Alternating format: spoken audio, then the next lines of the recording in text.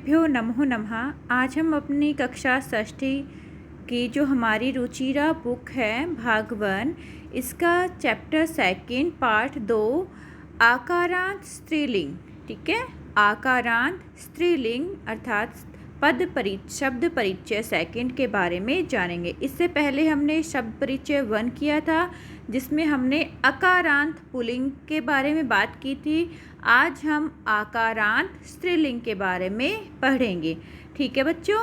बेटा इसमें देखो, जो भी अकारांत शब्द होंगे ना, जो भी स्त्रीलिंग शब्द होंगे, जैसे लता, अध्यापिका, वाटिका, इन सब के अंत में आपको क्या दिखाई देगा? आ स्वर दिखाई देगा। कौन सा स्वर दिखाई देगा? आ स्वर दिखाई देगा, ठीक है। और जैसे इसमें हम पढ़ेंगे सर्वनाम शब्द कौन कौन से आएंगे हमारे इसमें? सा, ऐशा और कहा, ठीक है। इससे पहले जो हमने अकारांत पुल्लिंग किया था, उसमें हमने क्या पढ़ा था? सह। उसमें हमने क्या पढ़ा था बेटा? सह। और इसमें क्या पढ़ेंगे हम? सा, क्योंकि सह पुल्लिंग के लिए प्रयुक्त किया जाता है और सा स्त्रीलिंग के लिए। उसमें हमने पढ़ा था एषः। क्या पढ़ा था? एषः पुल्लिंग के लिए। और इसमें हम क्या पढ़ेंगे? एषा स्त्रीलिंग के लिए, ठीक है बेटा। ऐसे ही उसमें हमने पढ़ा था कह पुल्लिंग के लिए और का हम पढ़ेंगे स्त्रीलिंग के लिए, ठीक है। कह पुल्लिंग के लिए और का स्त्रीलिंग के लिए। तो अब हम अपना चैप्टर, अपना पाठ स्टार्ट करते हैं, आरंभ करते हैं बेटा। ये हमारा आकारांत स्त्रीलिंग का चैप्टर है। इसमें आपको हर एक चीज़ क्या दिखाई देगी? स्त्रीलिंग दिखाई देगी, क्योंकि हम स्त्रीलिंग पढ़ रहे हैं तो इसमें हमें सब कुछ क्या मिलेगा? स्त्रीलिंग मिलेगा।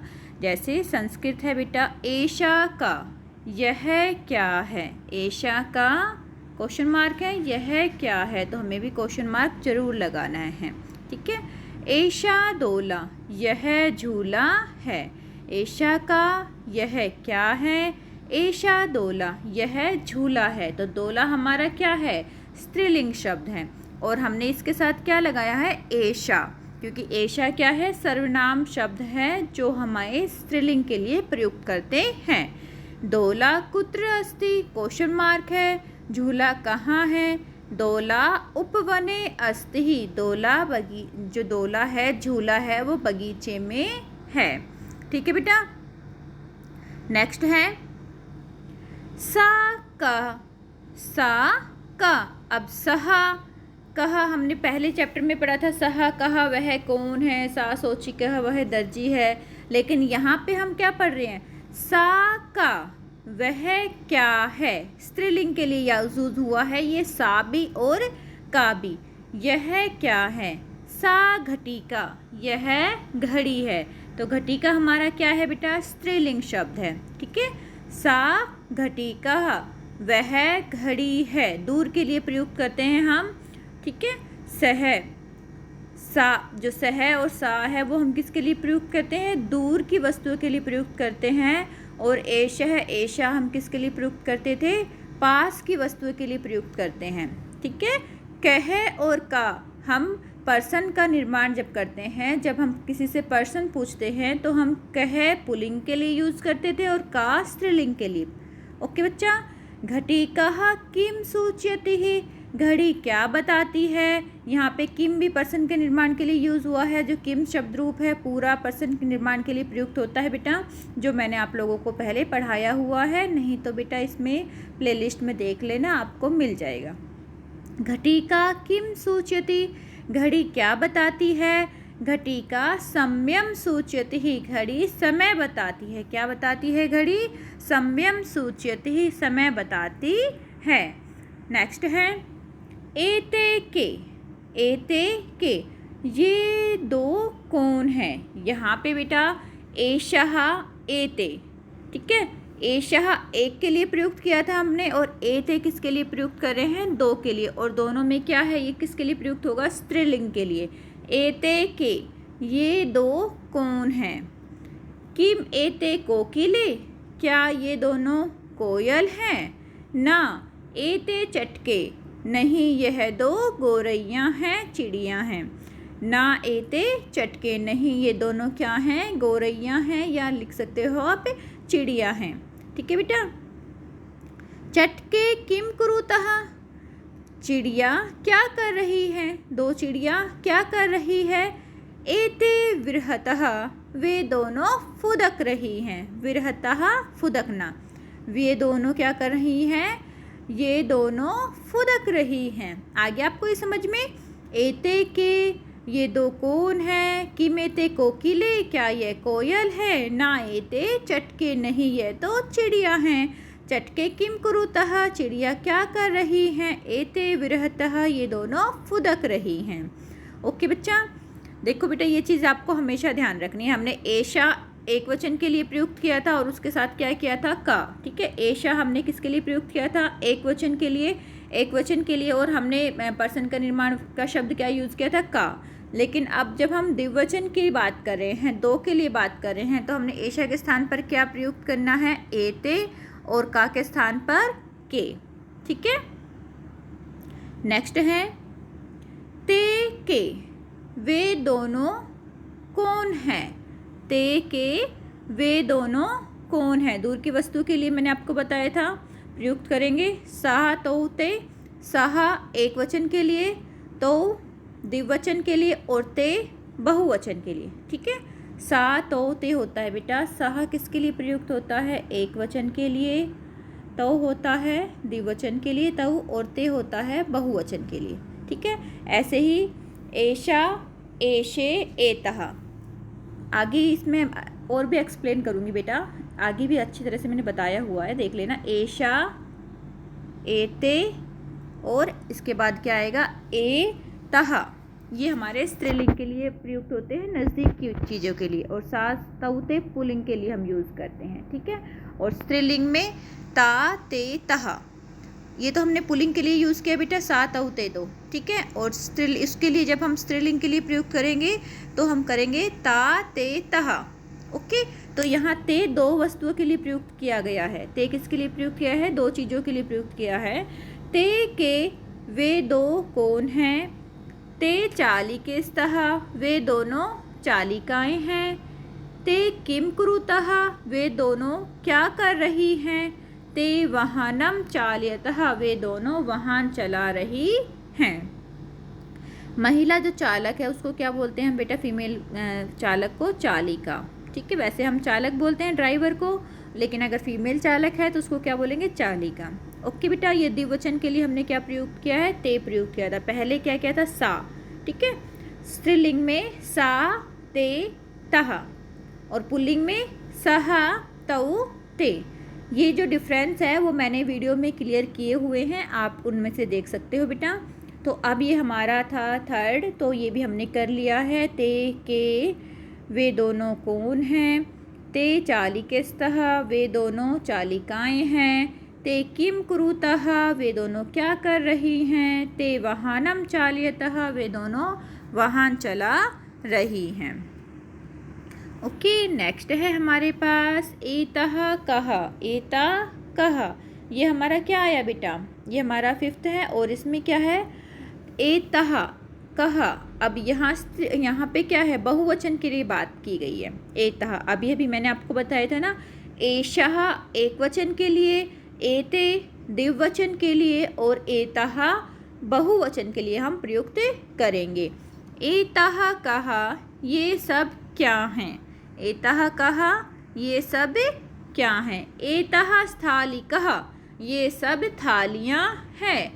किम एते गोलाकारः, क्या ये सब गोलाकार हैं, अर्थात गोल हैं।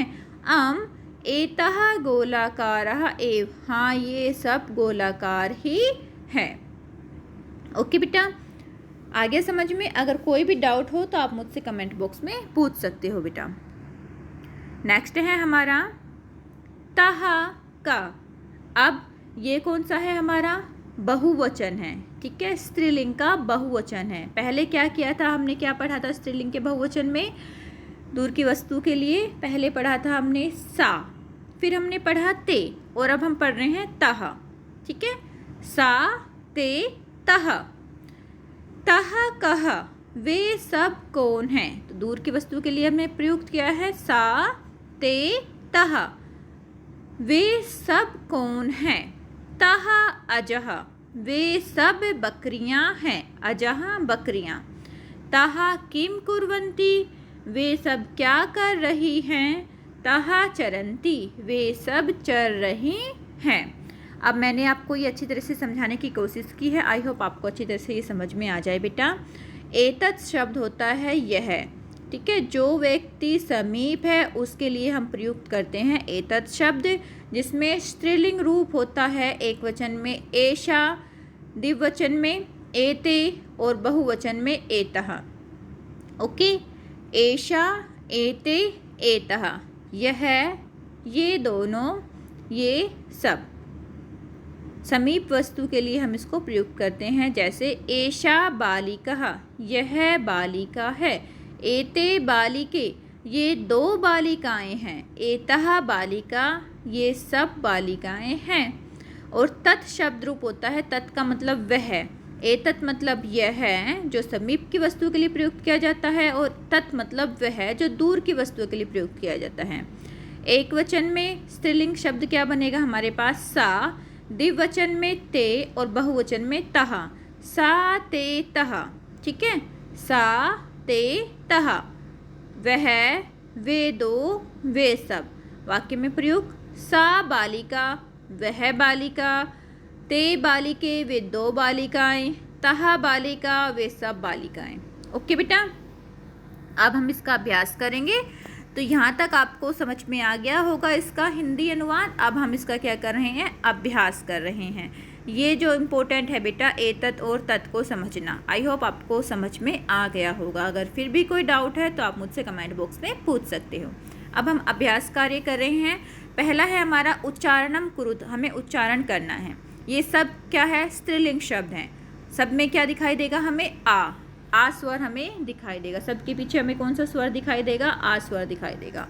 छात्रा, लता, प्रयोगशाला, लेखिका, शिक्षिका, ठीक है। इसके बाद पेटिका, माला, सेविका, नौका, छुरिका, कलिका, गायिका, सब में क्या दिखाई दिया हमें? आ दिखाई दिया है। ओके बेटा, अब ये आपको चित्र को देखकर उच्चारण करना है। सूचिका, सूचिका, सूची, सूचिका का मतलब क्या होता है? छड़ी, सूची, ठीक है। पिपीलिका, पिपीलिका का मतलब होता है चीटा। पिपीलिका को क्या बोलते हैं? चीटा। कुंचिका, कुंचिका का मतलब होता है चाबी। क्या होता है कुंचिका का मतलब? चाबी। द्विचक्रिका, साइकिल, द्विचक्रिका, साइकिल, ठीक है। ये आपको लिखना है, द्विचक्रिका, साइकिल। उत्पीठिका, उत्पीठिका का मतलब होता है मेज। उत्पीठिका, मेज, स्टूल जिसको बोलते हैं मेज। मक्षिका, मक्खी। अग्निपेटिका, माचिस। मापिका, मापिका को बेटा फुटा बोलते हैं, जिससे माप का कार्य करते हैं, फुटा।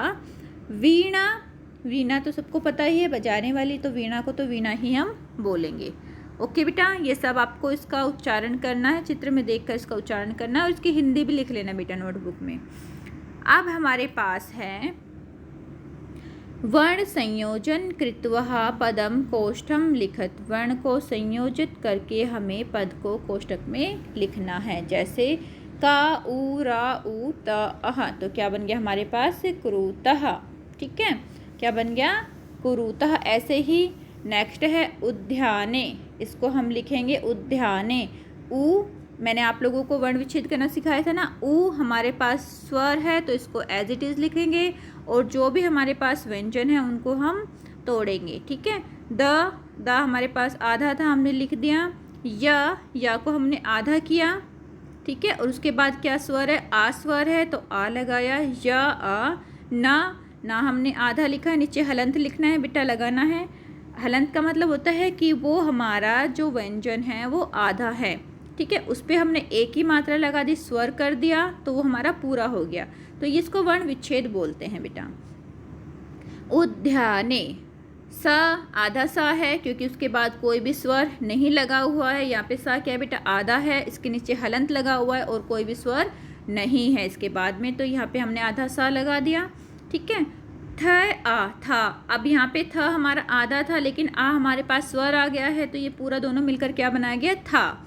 ऐसे ही ला ई ली, छोटी की मात्रा है ई, छोटी ई है तो ली।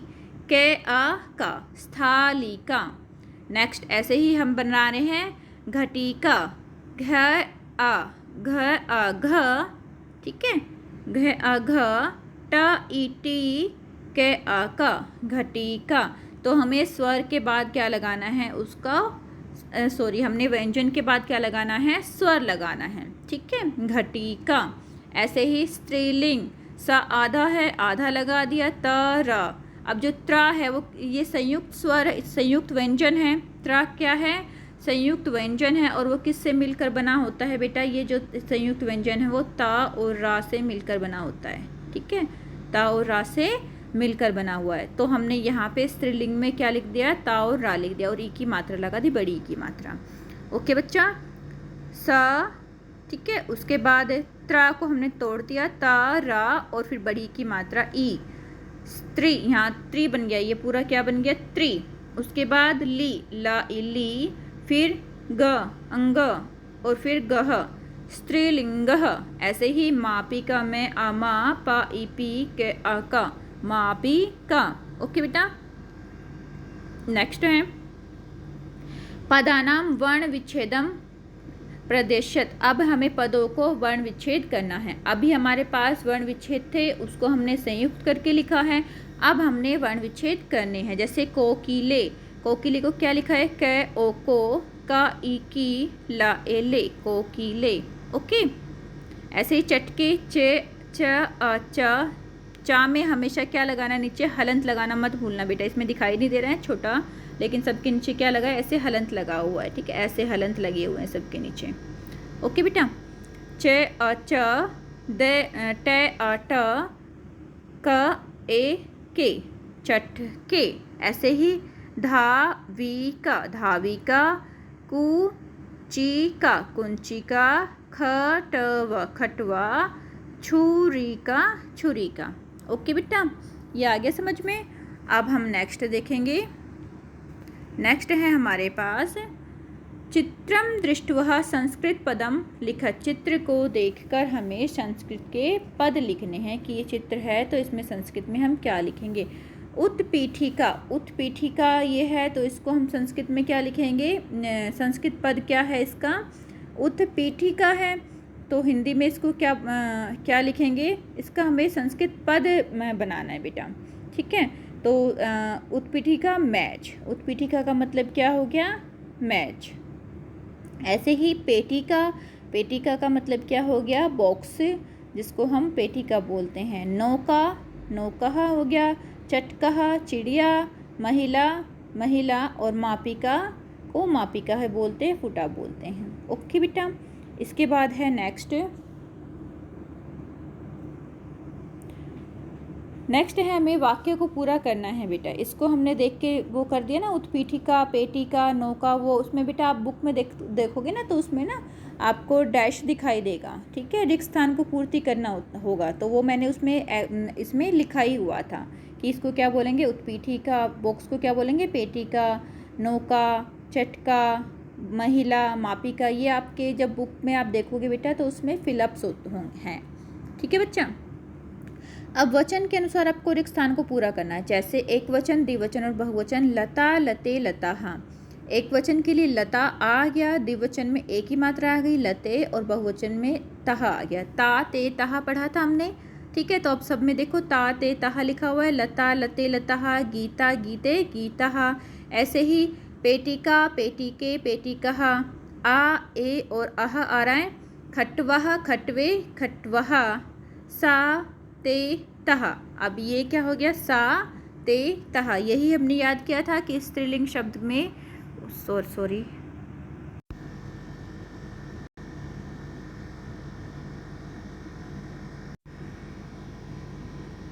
सौम्या क्या है? हमारे पास एक वचन किसी बच्चे का नाम है। सौम्या नृत्यति, सौम्या नाचती है। चटके, विरहतः, दो चिड़ियाँ फुदकती हैं। विरहतः फुदकना होता है तो वो चिड़िया के साथ ही आएगा।